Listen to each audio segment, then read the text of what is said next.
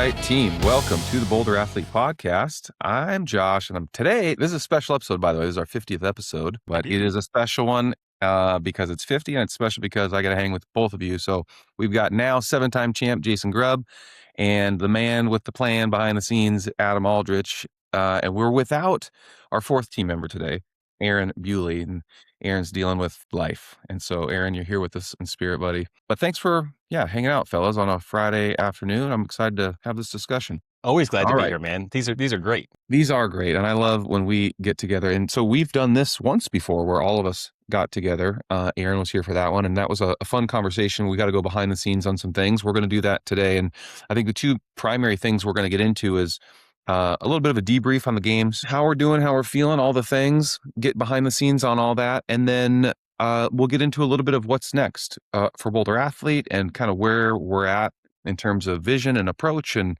strategy and tactics and all the things. So those will be the two big meaty topics. And let's get rocking and rolling. The obvious thing is, Jason, 7. Man, I would say from both an athlete and an observer perspective and a fan, this looked like one of the more comfortable wins. I mean, I've never seen you so comfortable approaching a championship. How did it feel for you? There's always one or two guys I'm very concerned about. When I was 47 in Madison, Adam, if you remember, Vlad Leskovich was a guy that just wouldn't relent. He just wouldn't pull back. And so it was just nerve-wracking having a guy right there that is just really good at a lot of things. And, Kay and Hayes, both in 2024 and 2025 was we're so well matched, he and I, that on a lot of the workouts, it's a toss up.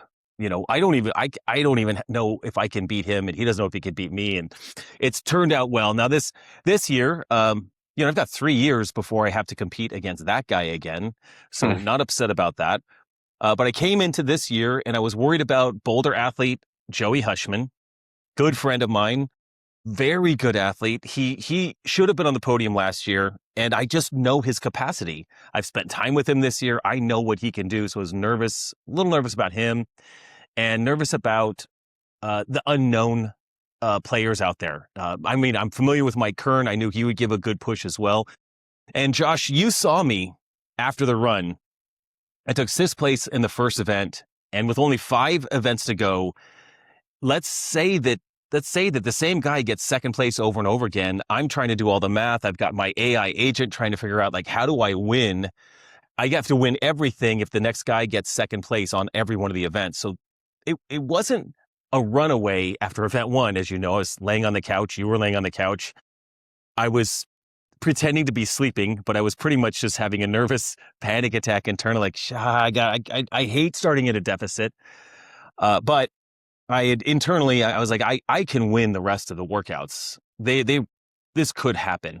And I nearly did, gave up a 2nd place in one of the workouts. I think I won the rest. And it, at the end of day 2, you and I are back at the Airbnb, and I am very chill. Because at the end of day 2, I had secured a win with over 100 points going in. So yes, you did observe a very chill version of me, knowing that I had won and knowing that last workout for us, it was the last workout for you as well, was the Echo Bike DT workout. Lots of confidence for a workout like that. I saw the workout. I knew it was good. I tested it. You tested it. We compared videos in testing, and it was good. I would never, ever in a million years say this was an easy win, because in every single workout, I gave everything I had. It just turns out that the way the points worked out, the same athlete did not get 2nd place after me in every event. The athletes shuffled a lot below me. So that created this huge point deficit, which I was not upset about. But thank you. 7 is a really nice number. It looks good. And I'm not going to pull back. I mean, I think 8, 9, and 10 are going to be good battles, and we're just going to keep it going. Yeah, man. Well, you kind of, there's lots of ways I could take this discussion. One is 7, holy cow, what an incredible accomplishment. But knowing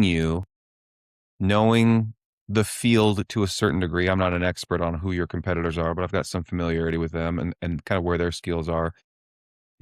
you kind of feel already a sense of like obligation and like, yeah, eight's a thing that you're going to pursue.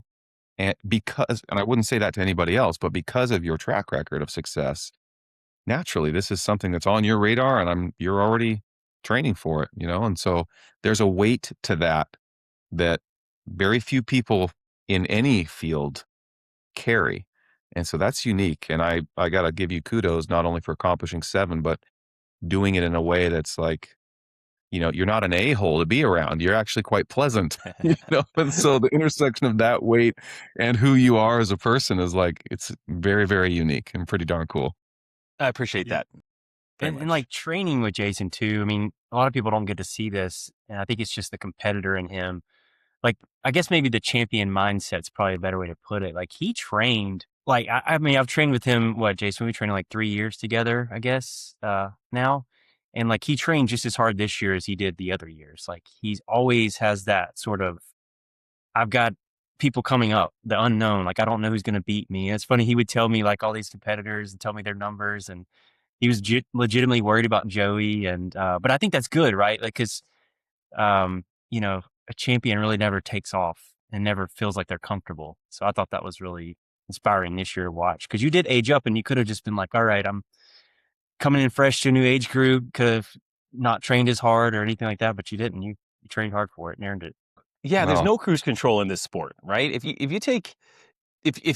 you prepare poorly, the result is gonna be a poor result. It's just the calculations. That's just how it goes. I know that Mike Kern is training hard. I know precisely what Joey Hushman is doing because he's following exactly what I'm doing, Yeah. and that actually makes it a little more concerning, because I do obviously I have a strong belief in the recipe. I have a strong belief in what I'm doing, and I think Joey is an interesting proof point of a guy that 3 years ago didn't make the games in a field of, I think, 30 or 40 athletes that were taken in that age group. Last year makes the games, barely he barely misses the podium. Basically he was one wall walk, no rep from being on a podium. To this year taking a very solid second, although he had to win. He had to do well in that last event to secure second. Like, that guy, if he continues to train, he's going to be, in my mind, like the Kane Hayes that I'm concerned about. It is Joey, if you're listening, I am still concerned about you. I'm not comfortable in any way, bro. Just I'm never comfortable. And, yeah, I never have been. I never will be, but I love the training, and I love that teeny little bit of fear, if I even want to call it that, anxiety, whatever. There's a cost to that, but the benefit is that it does provide the motivation to be up at, I would say, I don't get up that early, get up at 7 and hit my first session, and then catch that second session in the afternoon. Like, this is a lifestyle that I love, but it also has a little bit of fuel in it, based on just a smidge of fear, just a smidge of edge. And I think that's healthy, keeps me moving. Honestly, and I think the greater, like, whether fear is the right term or not, I think it's working well in the way that you're talking about it. So maybe I'll put a slightly different flavor on it, but it makes it all the more satisfying when you accomplish the thing. Kind of the greater the fear and the harder obviously that you had to work and invest to accomplish the thing, the more rewarding it is. Like, everybody gets that concept. And if it was a smooth sailing, throw it in cruise control to get your 7th championship, yeah, while it feels good, looks great on paper, add that to the resume, there's plenty of goodness. The level of satisfaction is not nearly the same. So Correct. I'm glad Joey and the rest of the field made you work for it and gave you a little fear, at least. And by the way, Always. man, because I'm very close with Joey as well, and we've really built up our relationship over the past year. And I know what his goals are, and it's to beat you. And I know what your goals are, so I'm rooting for you because your success is our success as a business. I'm rooting for Joey because I just love the guy. He's just the sweetest guy. And when you guys took the floor in that final event, like, I got emotional watching it because there was so much happening. The storyline of that moment was really rich. And it was, hey, like my business partner and friend and person I care about is about to win their 7th championship. And like, oh, that feels good. That feels really good. And I'm putting myself in your shoes and what that must feel like. And I'm also watching Joey crush it at the same time en route to securing a 2nd place in his first opportunity on the podium and what that means for him and his family and for Boulder Athlete and him getting to represent, his evolution of fitness. And there was just so much packed into that moment. And by the way, you're right next to each other on the Yep. floor. And it was so cool. Yeah, I will remember that probably amongst my top moments of the entire games experience this year. I will add a little bit to that. Last year I crossed the finish line, sweeping a division, and the way that the stands were set up, I could literally walk across the finish line and hug my wife and my kids. And that was unbelievable. It couldn't have played out more perfect. This year it was set up so just the athletes were in the middle, the stands were on the side. And I knew Joey needed to get 2nd place in that event, or he needed to beat Mike Kern in that event to secure 2nd. It was literally whoever we were in a virtual tie. And so when I crossed the line, I felt good. I just wanted to win the event. There wasn't a whole lot at stake for me. But when Joey crossed the line, I gave him a man hug. If that's a fair thing, I don't even know how to describe it, but it's where you grab a guy, like it wasn't like a, hey, congrats, buddy. Everyone gives each other hugs at the end of these events, but this was like an embrace with a friend who had done it. He and I had talked strategy in that workout, and we're the only two that finished in that 2nd interval. And we're just standing there. It was really cool. Secondly, there was a little fun that was going on in the background, behind the scenes. Joey's got a big contingent, family, friends from Canada. They were awesome. I've hung out with them. At one point, they had essentially staged a kidnapping of my wife and sent me. I was literally walking in to warm up, and I see a text message come across my phone, and it's a picture of my wife, bound and tied up in the trunk of their minivan that they had rented. And it was hilarious. It was all in good. They're like, good luck, Jason. I can't remember what they said, but it was, they've If you kidnapped my take wife. 2nd, we'll give her back or something like that. Something like that. Yeah. And, of course, I'm going to be more playful. I'm going to step it up. If we're playing that game, I'm going to tell them, keep her, joke's on you guys. And I, of course, You're not listening. You're not listening. Earmuffs. Yeah, right. I know, Mike. As Gina, if you're listening, that was all in play and all in fun. But they were nervous. Joey was like, "Don't do that. It's the games. Don't distract Jason." But I could have been having more fun than having that kind of banter, fun stuff happening behind the scenes as well. So that's also some of the magical experiences you created the games. There's just all these things that happen, friendships that develop, and now spouses are being kidnapped. It's fun. No one knew those behind the scenes details. That's the goodness. That's what you're here Exclusive. for. Yep. This Breaking is right here. people are into. Yeah, Adam, I want to hear more from you. And I think the audience wants to hear more from you as well. You make so much of this happen. Like our presence at the games is really possible in so many ways because of all the hard work that you do. And you packed up your fancy cockpit of a Jeep, the Grenadier. Somebody go search Grenadier and check out this rig because it's really slick. But you pack it up and you drive across the country to be there and bring this, booth to life, which is an energy tax in and of itself. But then you're there in great spirits and welcoming everybody and just such a warm and welcoming face, at the booth, and that is incredibly exhausting. Like I'm better off doing a couple of events than I am shaking hands and kissing babies and being as upbeat as you are. So, man, talk us through a little bit about what your experience was like. Yeah, it was definitely a lot of work, but fun. I mean, rewarding and had a great time. But yeah, logistics wise, this year was difficult, right? Because we had in Birmingham one year. I mean, ever since we've been doing the Boulder booth, in Birmingham was our first year. We really wanted to focus on recovery and providing good experience for athletes. And so Birmingham being our backyard, that's easy. We can sleep in our own beds and drive our stuff up there. And then Columbus was a little more logistical heavy, but not as bad. I mean, Columbus is probably like 8 to 10 hour drive from here. So not terrible. California, on the other hand, that's a pretty good haul from Birmingham, Alabama. And, it's logistics of getting everything out there for the booth. I mean, we have a lot of stuff to try to provide for recovery. And so, and we had like behind the scenes, Aaron was shipping stuff to my house, shipping some stuff to Josh's house. Aaron had some stuff at his house. Jason had some stuff, and it was like collecting it all. And so what we did was we, along the way, Aaron had a few things in Dallas. Cause I mean, we could have just, shipped everything out there, but it would have been incredibly expensive and not conducive of our finances, not the best way to spend our money. So my wife and my daughter, my youngest daughter, we decided we're just going to drive out there, and we have an Ineos Grenadier that we bought in December. Look at this thing up. It's super cool. It's it's new, but it's like an old school kind of Land Rover, Defender style thing. And so we get in this thing. I bought it brand new, and I now have 18,000 miles on it in 7 months.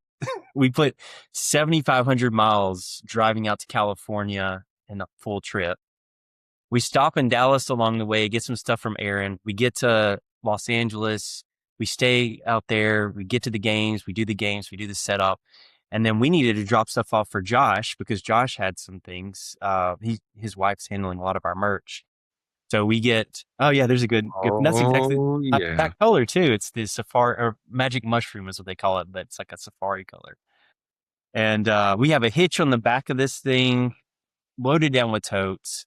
I got my whole back loaded down with totes in the booth, and my daughter has one little tiny seat that she can sit in. The passengers all loaded up. I'm using the those I don't know what you call them. They're like basically bags. And I'm putting all the socks and t-shirts and all the merch in there, and I'm like sucking the air out, like squeezing everything down to package it all up as I can. And then after the games, we drive to Seattle to Josh's house, which is a pretty good haul from San Jose, to drop off all his stuff. And then we start making the trek back to Birmingham through the mountains and everything. So again, it was like 7,500 miles, but we did it. It was awesome. The Grenadier was so cool. Some kind of like little fun behind the scenes things that probably most people don't know. It's sort of the unknown and unknowable when you're setting up. So you get there and you're like, it happens every time. You're like, I don't know where my booth's going to be. I don't know how I'm going to get the stuff to my booth, because it's usually just me. Sometimes Aaron's there early too, and he can help me, but he's not there all the time, like at every instance, like, because we're trying to coordinate stuff, and he's at Magic City Games this year. And so there's really no way to get your stuff on the floor. Like last year, you could just drive the car out there. And I just couldn't figure it out. So I was like, you know what? Screw it. I see a back door, and I see some stairs, and I see another door, and I see where our booth's going to go. So I get the Grenadier, and I drive this thing up onto the concrete. Like I jump the curb, this giant curb, drive it up on there, drive it right up to the door. So I'm parked right outside the like entrances to the outside. And I'm like unloading these boxes and getting them inside as quick as I can before security like kicks me out. Because I'm like, if they're going to kick me out, I at least want my boxes to be in the inside so that I can load everything up. So I get everything out there. I jump the curb off. It was fun, actually. I enjoyed doing that. And then I carry all the totes up the stairs, which was fun. And it was a good workout. And we get everything set up, get the booth set up. I have to go to Walmart, pick up TVs and tables and all the things that we can't bring with us. We nearly got attacked by some crazy guy. That's a whole nother story. The outskirts of San Jose was interesting, I'll say the least. And then we get it all set up, and it was great. Like it was so nice. I feel like our athlete experience that we were able to provide. We couldn't sell merchandise this year. We just didn't have enough time and energy to like bring all the merch out and try to sell it. So we just kind of gave away some things to people. We set up the posters, and we were giving away stuff to the kids, which worked out really good because they didn't have a kids area this year, and the kids needed something to do. So they were going around getting signatures from athletes. They were having so much fun. That was cool seeing all the parents excited about that. But yeah, it's long days. I mean, I usually get up at 5, my wife and I try to get something to eat before we get out there. I try to get on the floor by like 7:30, depending on the events. And then I'm usually there till 8, at 8 or 9 at night, just kind of getting all the events. Because even after the events, people want to come use the booths to recover. So Yeah. that's the stuff people don't see. It's like, yeah, maybe the events end at like 6:30 or 7, but we're usually there till like 8 or 9, just kind of helping out athletes and recovering, getting everything ready for the next morning, making sure we're putting up stuff so nobody steals it. So very, very long days, but I mean, it would not be doable without the help of all the people volunteering. Like Aaron, obviously, he and I can take shifts, which is great. But like Deb and Mike McCasson, his dad, huge help. I mean, they came out. So Deb lives, well, she's moved, but she lives nearby. So she came to watch the games and she hung out at the booth and helped us a lot there.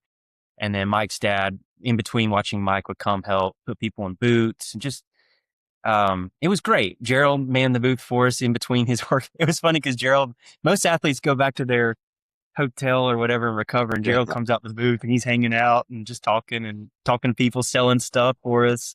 It was great having him hang out with us. But we had a good time. I enjoyed it. I don't know what the experience was on the floor that much because I didn't really get to watch many events, but from the booth perspective, like where we were and the interactions I had with athletes, that was fun. Like their families and the people, like the CrossFit community, all that was so great. Like it's just nice to see people. We had so many Boulder athletes come by and say hi. So that part it's always fun, but I'm an introvert. I'm not I get very drained by talking. So by the end of the day, I'm ready to just go sit in the hotel room and like not talk to anybody and rest. I don't even go out to eat afterwards. I'm just like, let's go sit down for a long time. Yeah. But Well earned rest. What you're speaking to has got me thinking about the experience and kind of the things within our control. And, I'm so proud to show up as a Boulder athlete and take the floor and do our thing. And I feel really blessed to be able to do that. But also like to see how you and Aaron represent that booth and show up for all the people that are coming and interested in learning more. It's so cool to witness that as well. And it's a really proud thing. And Jason, I'm sure that you share the same feeling. And so those are like the ways that we can contribute to the games. It then leads me quickly to like, what was the experience like for the athletes at the games this year? And this is a big topic, and we've got a lot of feedback and have collected a lot of feedback. And certainly it was an ongoing conversation before the games because we were aware of what was to come and then at the games.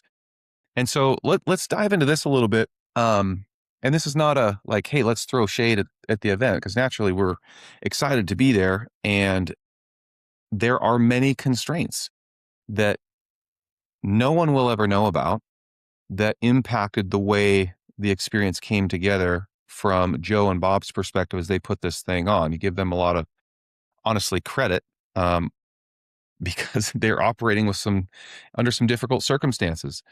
And the one thing I can say is every year the games have run incredibly smooth. Like it is always on time. You know where you're going to be. And in many cases, we end up being a little bit ahead of schedule. And yeah, it operates incredibly clean. Now, the big feedback was, hey, for Jason, your age group and above, and I think the 45s and above, there was only 6 events. And we got a 7th event released, kind of late breaking news. So there's 7 events. And the other big factor was the elites. The elites were in town, and it was all, hey, we're bringing everybody together for the 20th anniversary. We've got our elites, and they're all going to be together. That was the initial messaging.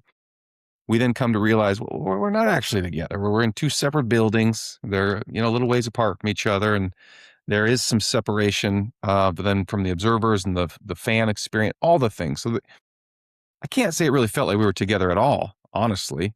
And so those were a couple of the major factors that people, as they became more and more aware of the circumstances, I think it left a little bit of a taste in their mouth that was, not so great. So before I continue to rattle on, like Jason, you've learned a lot about this. You've got a bunch of behind the scenes context on this. Again, we're going to keep this very positive and constructive, and I know that you will do that. But like, unpack a little bit of what you know and kind of how Yeah. you observed the whole thing unfold. Yeah, there's really 2 parts to this, maybe 3, but the first was that I did put out on socials like, hey, if you have feedback, send it to the athlete council. and knowing that would route through CrossFit and then end up in my inbox, because that's kind of how that works. It all collects in one inbox, and then they forward it to the appropriate council divisions. And we received dozens. I don't know the exact amount, but dozens of forwarded emails from CrossFit regarding the games and feedback. Becca Voigt, multi-year games athlete as an indie and now as a master, who won her first title this year. So very cool of her. She also solicited feedback, got over 60 responses, and we were able to really consolidate all of those responses from the community to 5 items really that we were able to share with CrossFit yesterday during the CrossFit Athlete Council. We've got Heather Lawrence, who is a significant role in the sport of CrossFit, in the running the CrossFit Games. Dave Castro, of course, is on that call, and Bosman. And it was a really tricky call because the first half of the call was feedback on the 20th anniversary Indy CrossFit Games, and it was phenomenal, right? The feedback on the games was probably the best games they've had in years, right? The presentation, the feel, the vibe, the amount of tests, the coverage. If you got yourself into the SAP Center, I know, Josh, you did, it was an immense experience. It was engulfing. It was truly wonderful to be a fan of CrossFit. And so we're doing this meeting and we're providing all of this feedback. It was really well done. It was hardly any critique. And then they're like, okay, so division, let's start with the masters. We'd love to hear from you guys. And I got voted to be the deliverer of the news. I was like, first of all, I agree with everything. The games were amazing. And but they had already, so after we delivered all this, they said, we knew all this, guys. We've already gotten all this feedback. What we provided was a little additional, but they're already well aware of some of the issues that were felt. So what the athletes had told us via feedback was, really what people are hoping for, Masters Division, is an experience that is worthy of the name, the CrossFit Games. And if CrossFit is going to put a stamp, their brand on top of this, the experience should reflect this exclusive title, right?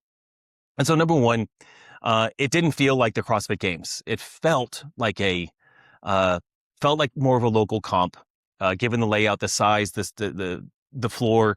So we went into some detail there. The tests felt too thin. So with some of us, most of the divisions experiencing 6 tests, with 3 of them sub 3-minute tests. Half of the events are sub 3 minutes. Josh, you had 7 events. So the tests felt thin.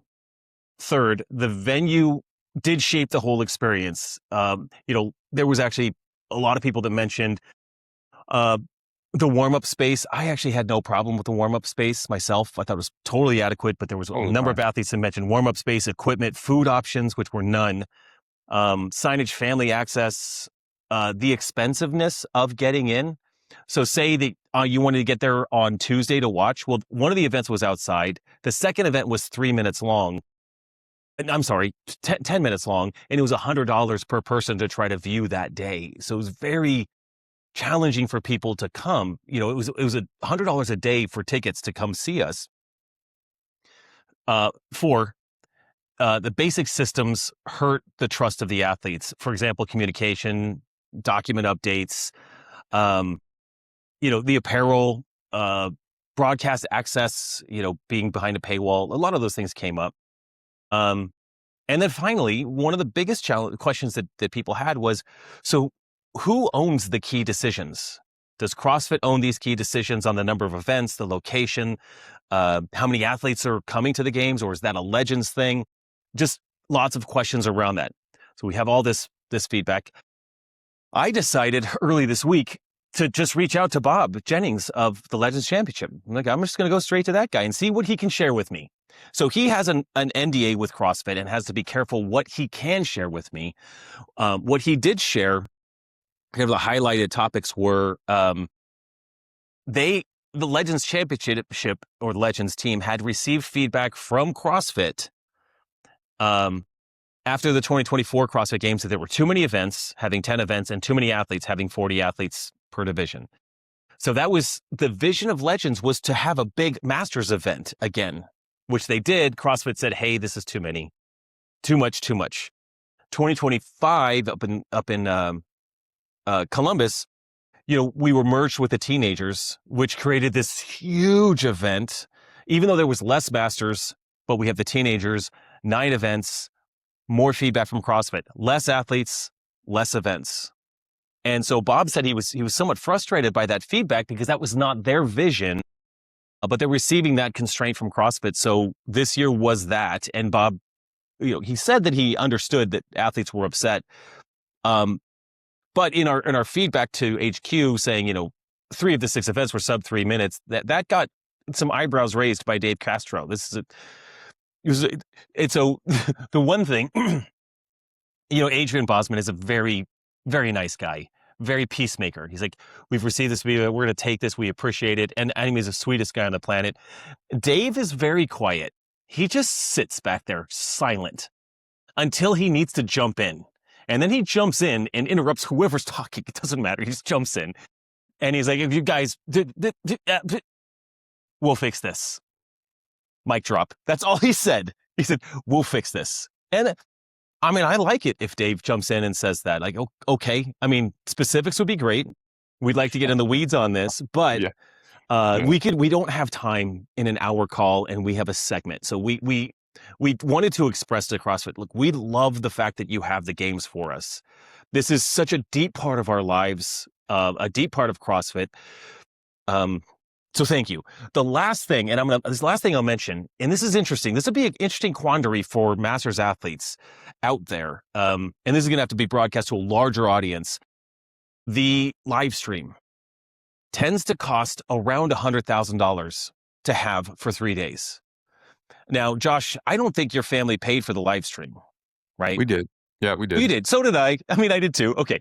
But okay, let's just say $100,000 for that live stream. That is, Flow Elite does help bring that burden down, but it's still over $100,000 just to have the cameraman on the floor and announcers in a box and the switch and all that kind of stuff. Maybe that's an expensive thing, but the live stream is good, not amazing, but good. The announcers are great. Grundler and the other guy are top notch. Like, they are working. But Bob said, hey, would Masters athletes, for $100,000, you could improve a client experience, a games experience with that $100,000 significantly. And so I mentioned that in just the last passing thing to HQ, and Bosman lit up, and he's like, so this is something we've talked about. And when you pull the live stream, there's going to be some eyebrows that raise. Obviously, Everyone wants a live stream, but the live stream's not that great. There's no way that even 2,000 people are watching this live stream for $100,000. This is a huge spend for a small return. I love the live stream. Who doesn't want to hear them say your name? That's great. Then the marketing director for CrossFit jumps in. She's like, if we had $20,000 of that live stream budget, we could document the whole. We could have our media team there and have that media coverage, images, reels, those kind of snippets that they do for the elites. They don't need a whole lot more budget than that to really just blanket the Masters games, which is also it comes down to limited resources, priorities, and what do Masters athletes want. So here's like a number of floating issues, but I appreciate the fact that CrossFit allowed us to share. I appreciate that that they were not just complaining. We're trying to share the feedback and participate in solutions, which we'll keep pushing for from a council perspective. CrossFit will do what they do with that. But also there's some outstanding questions that we will have to work from the community to find out, like, hey, what are the priorities? Because there's always going to be a limited budget when you've got so many athletes in the Masters community, which you'd think that'd be an unlimited budget. It's just not, right? There's a certain amount of money allocated here, and you just have to do the best with what you've got. So some questions to go there, but it was a good meeting, good feedback. Personally, I've been to the games 8 times, and I would love to see a much better experience than this. whatever that looks like, whether that's the legends shifting gears, bringing enthusiasm, organization, the things that, I know we've got some serious desires for, or if another team at the end of I'll tell you this, because we can share this, at the end of the call, a question was brought up like, so is the Legends team running the games next year? And the feedback was, this is not a multi-year contract. This is still something that's all up in the air. And so what we do know that there's things in the works, and that's all I'll say about that. Yeah, that's a lot of context. I'm sure much of which people had no idea about, and so thanks for sharing that. The man, the one that I'm thinking through, a couple things come to mind is the live stream. If they did actually pull the live stream and committed some of that budget to more media engagement that was driven through social, I mean, that's super interesting. I'd be very curious to learn what that would look like, because you're getting a bunch of still video footage into the wild for people to see and feel like they get they're maintaining a pulse of the activity and the people that they want to watch. You're saving some funds, but ultimately you are exposing it on a much larger scale, Yes. because you're going to get thousands and thousands of thousands more views and impressions on social than you're going to get people signing in to watch. Because like my own immediate family, like my mom, I don't know if I have a bigger fan. She's not paying for the $30 on Flow Elite. Same. Like she's Same. about as invested in me as it gets, but no, she's not going to watch because the $30 is too much. And I don't think she can navigate the sign-on process. And, I've got coworkers and friends, and yeah, everybody wants to see, but nobody's like, well, come on, man, I'm not paying $30. Like, that's just not happening. So it is clearly a point of friction that blocks the vast majority of even the most motivated and incented fans of the sport from watching. And so if you did this on social, you increase that exposure significantly. Now, as a fan, I love going back and watching it and like reliving those experiences and honestly like learning from it. Some of them are highs that you get to relive, and some are like incredibly humbling lows. You're like, oh my gosh, I got to do this better. But it's like watching game tape. You truly do learn from it. That's a super interesting one. The other thing that came to mind was in 2024, my first ever real well, no, the games was my first big competition. So that was like, that set the tone for me. But then also, Fittest to the Coast, I did in 2024. That had a much more premium feel than the games this year in certain regards. And that shouldn't be even close. Like the comparison shouldn't be close. Now, I'm not taking any credit away from Fittest to the Coast. They put on a heck of a competition. Masters Fitness Comp, they put on a big show. Legends was awesome in December because we were not because we had we had the privilege of being the title sponsor, and it was awesome and a really big feel and experience. And then you had the games this year, and it did not supersede any of those. The glory of being at the games comes with being at the games. So there's that. But in terms of like the atmosphere and the experience of the games this year did not exceed the atmosphere or experience of those other big competitions. So that's both kudos to those big comps because they put on a great show, and like a little bit of the disappointment that came with this year's experience. That's just like very objectively, that was the case. Yeah. I'll be And very I interested know to see how this evolves given all the constructive feedback that's been shared. you and I are both very optimistic guys. Like we generally want to see like, well, this is good. It's good. It's good. So when I think you and I are both like, gosh, this could be better. This could be better. We feel honored and blessed to be a part of this, but it could be better. And we're just seeing the minimums be checked, the minimums happening when there could be so much more. But I love that analogy between some of the experiences and that, yeah, those other comps are fantastic. This should be on a whole other level. And again, I don't expect it to be what we experience in Madison, where we walk into a noble locker room and we are handed $4,000 worth of gear. That was amazing. Those were some heydays in CrossFit. Going to be different than that, but um, there's a big room to grow here, um, and the experience. I mean, honestly, this is one of the things that is, I think, just a huge, should be a huge priority, that the CrossFit Games should be worthy of its name. Yeah, that's a great way to say it. Jason, I'm I curious. Great way to say it.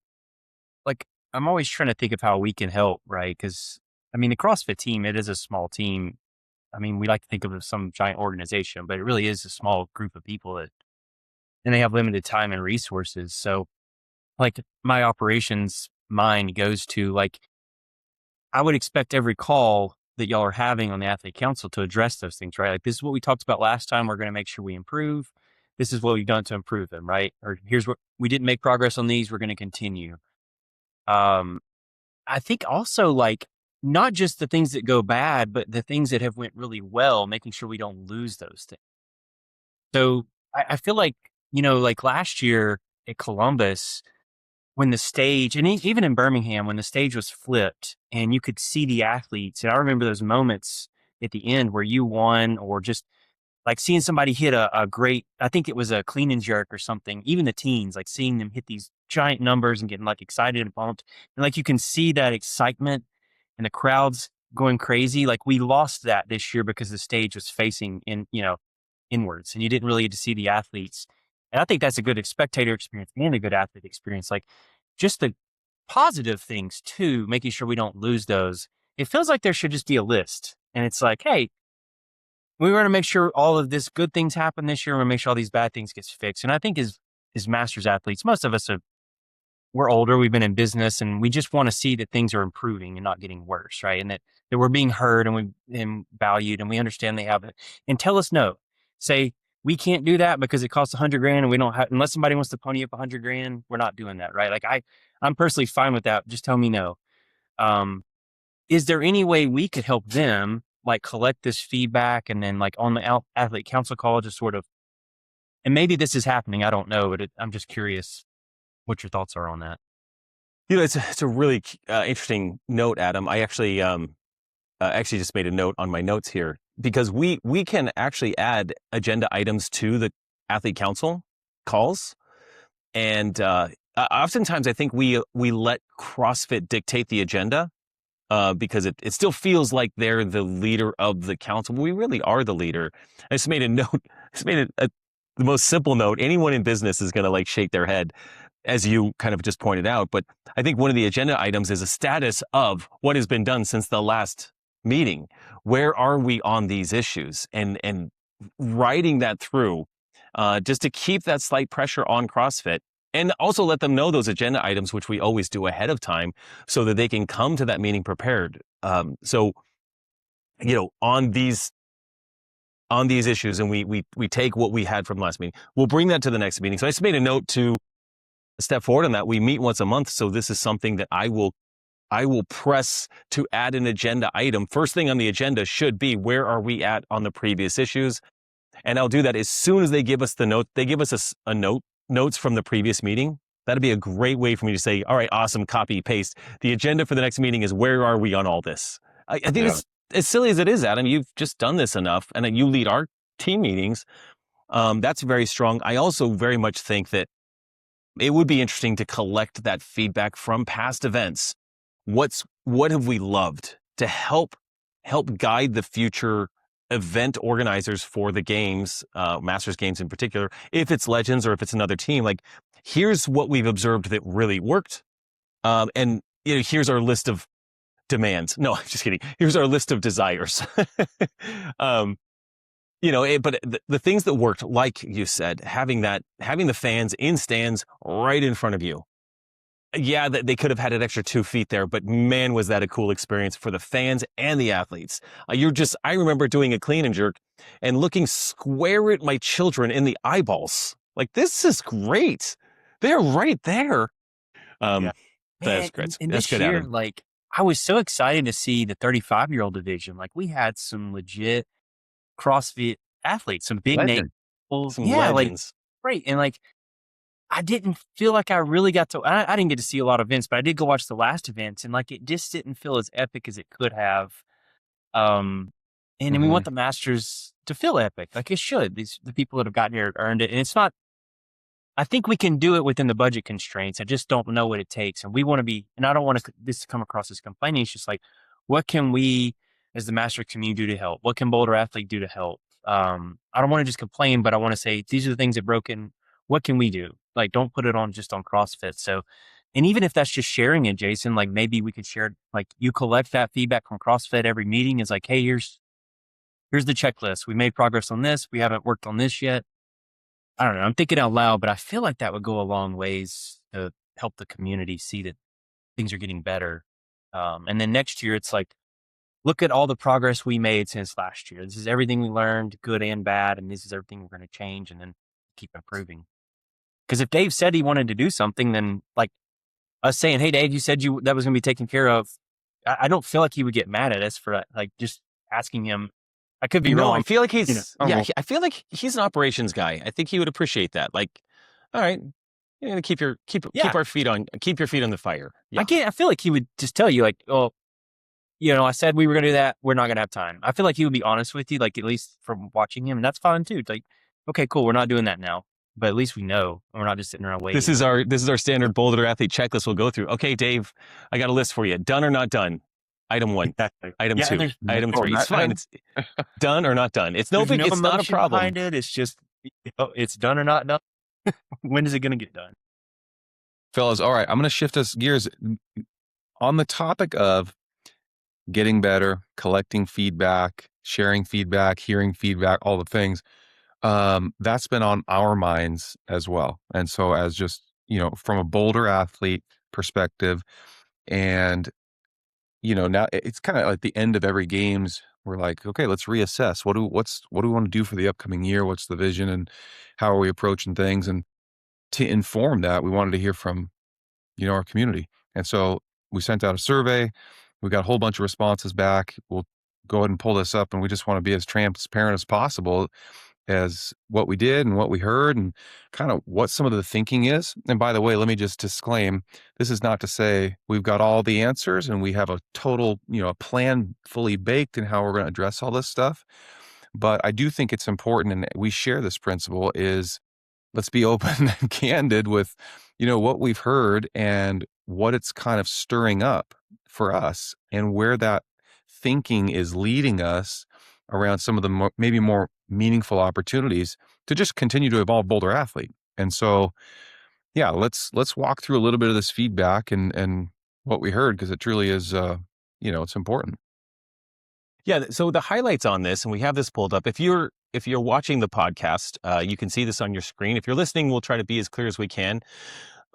We do feel, that it was great to have 147 responses from our athletes. I think, Josh, when we sent this out, I think my goal was like, if we could have 50 or more, maybe you said 50 or more, to have almost 150 responses is just great to have our athletes step through this. We got, really great levels of satisfaction. People, on average will recommend Boulder Athlete. This is the kind of positive feedback we like to see. But that's, when you're taking these, you just want to know, what do y'all really think, right? This is so we're fun. It's fun to hear like the positives, and we don't gloss over those too much, but people are enjoying the programming quality, the master specific fit in particular. A 4.68 out of 5 on master specific. It's helping people hit their goals. The scaling usefulness was very high. Workout clarity, also very much appreciate that the workout clarity is there. People understand the workouts. They know what they should be doing. Volume appropriateness is also one of those that I do keep kind of a pulse on, because we don't do tremendously less volume than a young athlete. We just have a recipe that has a different intensity level with a significant amount of volume in order to allow us to recover and come back the next day. So these are good. We're having athletes that are getting better at skills, conditioning, consistency, recovery, and balance, strength, and confidence. Love that athletes are growing with Boulder Athlete. And just to paint a little bit of a visual for those that might be listening, we're Yes. looking at some bar charts right now and like the ratings again out of 5 across each of these attributes and program quality and what they're reporting as most improved.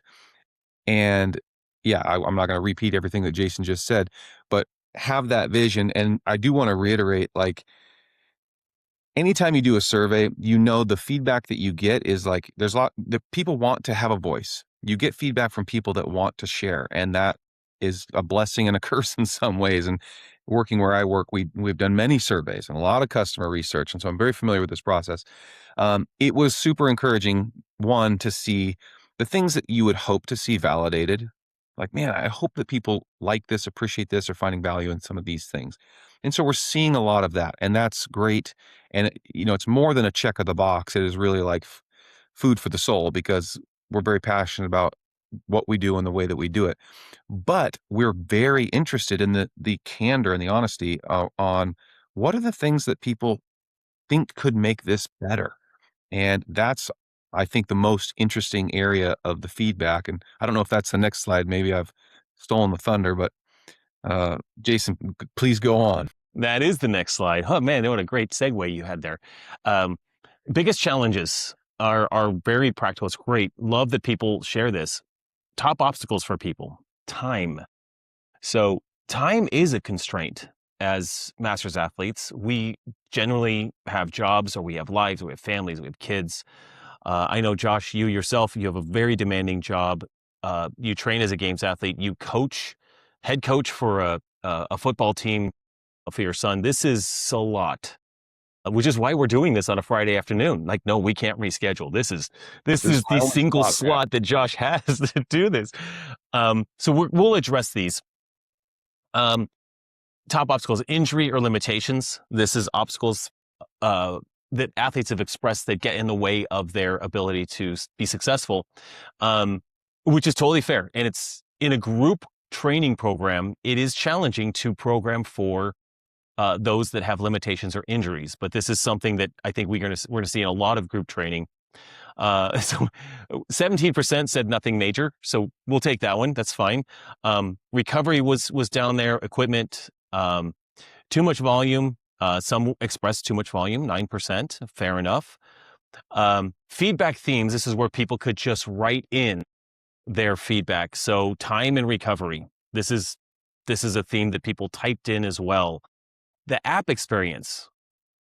49% mentioned app experience as a struggle. That's beyond the whiteboard is what they're talking about there. Track clarity. So what's the difference between tracks? These are areas for improvement for us. Skill development. This is fair. We have lots of skill development resources, but as Boulder athlete, I will say that I know that I could do better at providing a consistent reminder for how people can find skill development resources. And then accessory strength. 8% mentioned accessory strength. This is very fair. If athletes aren't doing the capacity session, that is where the majority of accessory is baked in. So just some feedback here. Josh, I'll let you take this from here and I'll answer any clarifying questions. Yeah, I mean, look, these are super interesting. And as consumers of our own experience, we share these. And so I can tell you, for me, none of this is taken personally. This is very much like, oh yeah, I have that. Oh yeah, yeah. I experienced that too. And so to hear others say it is, again, it's a validating thing. Like, yeah, it's not just me. It is something that is a shared experience. And gosh, I wonder where we want to really step up our game to make this better for everybody. And there are areas on here we are very focused on doing just that. And we're not going to say too much more about it. But like time, for example, this was a big challenge for me. And when I began Boulder, I was in the compete track. And at that time, that volume it was at the end of a cycle. I was just getting into it. It felt like a whole lot of volume. It was taking a long time. I wasn't yet conditioned to handle all that. And nor did I have a really efficient way to just approach all of the elements. And so I was like, man, alive, I don't know if I can get all this stuff done. That has evolved quite a bit in several ways. And one of my little hacks is in all of the the strength elements, I always make sure that I set a clock and that it's like setting me off either on an EMOM cadence or every 90 seconds or every minute and 45 seconds.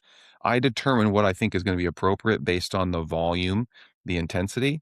I'm like, okay, I'm going to push myself to go every 2 minutes on this because it's heavy and I'm going to need some recovery time, or every 3 minutes.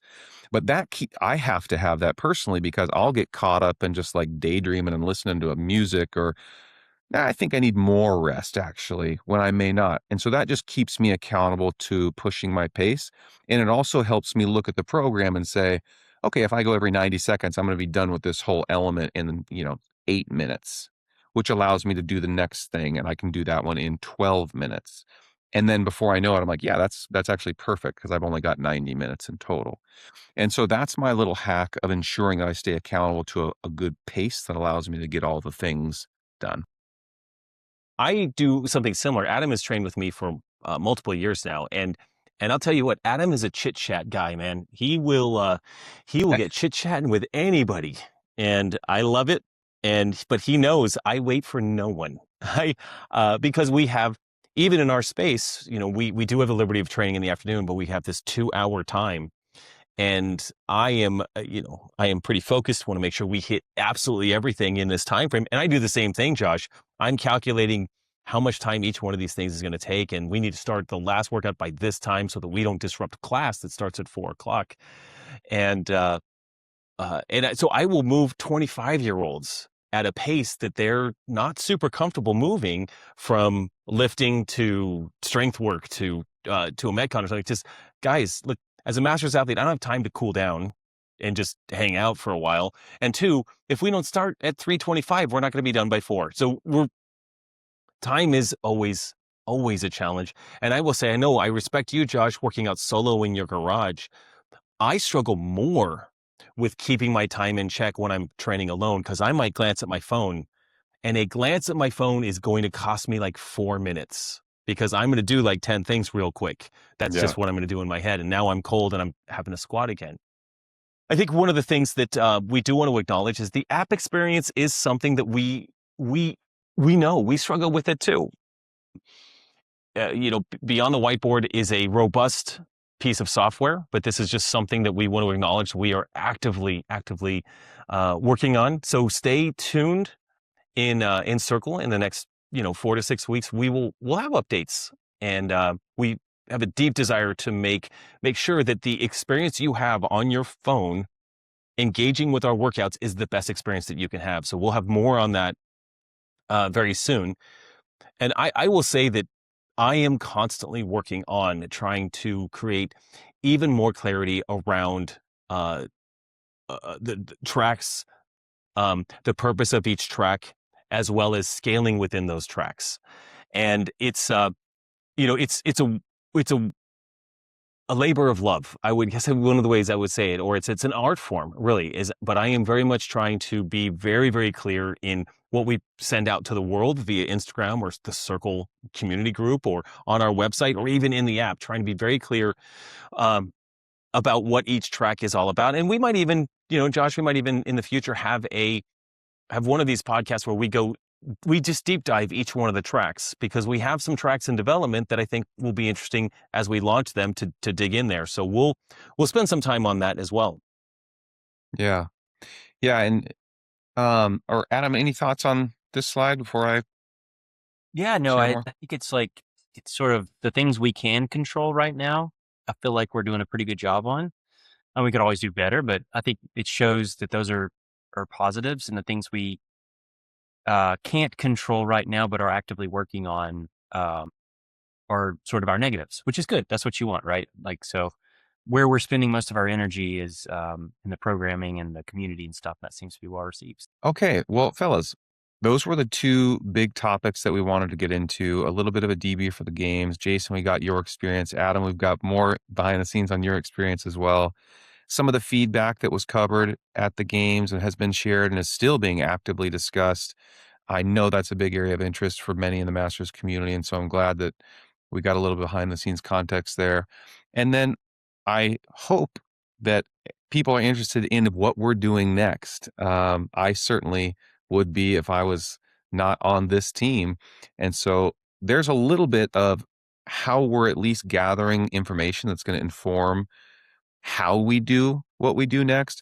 The thing that, I think we can all say with a lot of confidence is, look, our mission has been to invest in this community, to invest in the people that are invested in us being the Masters community, and then Boulder, of course, in a little, the nucleus of that circle. And I really think, we can't go wrong as long as that remains our focus. There are several ways in which we do that. And we won't unpack all of those, but I hope that those are being felt, continuously felt by people in the community. And then, just this concept of putting out feelers for what are people interested in? Where are they experiencing friction? Where are they experiencing joy and want more of that? This is not a box to be checked for us. This is very sincere because we're the consumers of our own product, and we've been, on the other side of the fence with other programs where, man, you just wish they heard the feedback. And it would be great if they just acknowledged this thing and we just felt like it was evolving in a direction that matched our own needs. And when that's absent, it's hard to get over. And so we all acknowledge that, and we want this company to be one that is responsive to feedback. So I'm grateful that we did the exercise. It's not the last of those, that's for sure. Keep the feedback coming. Um, for those that have more thoughts, hit us up on Circle and share some more. Drop comments, like, subscribe, all the things, Hold us Uh, accountable. And Josh too, like kudos to the athletes, the Boulder athletes that podiumed. I mean, we had 5 people podium this year. Yep. And I think last year, Yeah. Jason, I think you were the only one that podiumed, if I remember right. I think so. That's awesome. Like to get 5 people. I think Emma won. She won her division. She did. Yeah. Which is great. We got to give them all shout outs here. We got Emma Lay, who won what was it, 50 to 54? Yep. Correct. Okay. Chad Stewart, Yeah, and he took third, I believe. What was his age group? 55? 55, I think, to 59. And this was his first year making the games, and he podium. Like, that's awesome. Kudos to him. Joey taking second. Okay, we've talked about Joey. That awesome accomplishment. I'm so stinking proud of him. Joel Werner took 7th. Yep. Yes. And I think this was his first appearance of the games. That's a fantastic outcome. Justin Brewer took 11th. Yeah. And man, that guy continues to impress. By the way, Justin wasn't even on the list to qualify for the games when it was released, and worked his way up and got the call. Late breaking news. Hey, buddy, come join us in the games. Then he shows up, takes second place on the run, has an incredible performance, and finishes 11th. Super proud of him. Jason on top of the podium. Betty, Did okay. Betty got third, I think. She's the 70 plus. Yeah. And she was so great. And Jordan and her whole family was there supporting her in the cool the blue Alabama shirts and stuff. That was, and I think she was. Major shout out to Betty. She still took a We had third. a fun conversation. Yeah. Mike, where did Mike finish? Mike McCaslin. McCaslin was 17th. And, those of you that he has shared publicly that last week he had a major heart attack.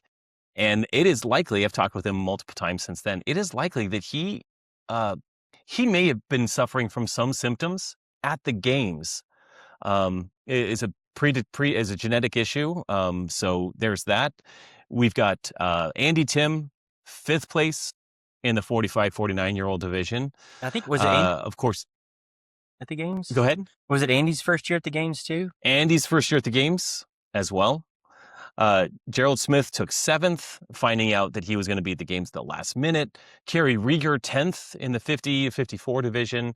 Boonstra, you got 8th, obviously. I mean, an amazing showing. And I don't know about you guys, but when we had our shakeout session and we have 18 Boulder athletes all there kind of getting through a little bit of getting some sweat on with us, it was really exciting. I mean, it's just, I was not in the mood to do Josh. Josh is testing his clean and jerks, and I'm just like, man, I just want to ride the bike and watch everybody. And I just sat back and can't believe that, 3 years where we've come from, Adam and I starting this little business, trying to give away some dollars. They ended up donating a bunch of dollars to event wins at the games in Madison for Masters athletes. To now we have 18 athletes, 5 that are standing on podiums. The 50 plus division, I think last year we had Marie, and maybe that was it. I can't remember. We might have had a few more, but this year we had a good bit. Like we had Sean, was it Bradley, Marie, Chad? I'm just kind of looking at our Instagram here. Sure did. Where did Bradley and Marie finish? Make sure we give them a shout out as well. Don't have where they finished. I was just kind of looking I've got the list. But Pritchard was 16th. Marie was 11th. Yeah, David Hippenstill, I think he got 4th? Yep. He just barely missed the podium, if I remember right. Yep. And Sean McGraw, where did he finish? Sean McGraw was 11th. Yeah. 65 to 69. So they also a man that's just stoked that he was there. So it was just nice to see, like, from last year, we've had a growth in the divisions, podiums. Like I don't know. That's just fun to me to see the growth across the whole age groups. And then we're not just, stuck in one little area. So kudos to everybody. Yeah, overall, if we have some fun with this, we did post this on Instagram. Since we're on this topic, we had, of these athletes, 18 are the top 1%. Out of all the athletes in their divisions, right? Extending all the way through the open, 18 in the top 1%, 15 in the top 0.5%, 9 athletes in the top 0.1%, which is just fun statistics. I mean, we'll take it. Statistics can make things look really good. So, hey, Josh, I know you're in that top 0.1%. Let's keep it that way, right? Let's go. Can we get in the top 0.01%? Yeah, that's what you're going to need to do, bro. That's the target. That's where we need you to be. Okay, game on. Well, I know I got the right peeps around. I have one correction. I think, so Kim, if you made it this far, I'm sorry. I think I said Deb in our booth, and it was Kim helping me. Deb helped us last year, and I just got it mixed up. So thank you, Deb, for last year. Kim, thank you so much for this year. I'm sorry. I think I said Deb, and I messed it up. Make sure I didn't screw that up, because she was a big help as well. She was a big help. Great to see her. Well, fellas, happy Friday. Thank you a ton for making time for this. And hopefully those that were listening appreciate all the behind the scenes and things that, you'd never really know unless you're listening to this, honestly. So again, I'm going to say like and subscribe if you've not already. We certainly appreciate the support. Otherwise, fellas, until next time. Excited. See ya.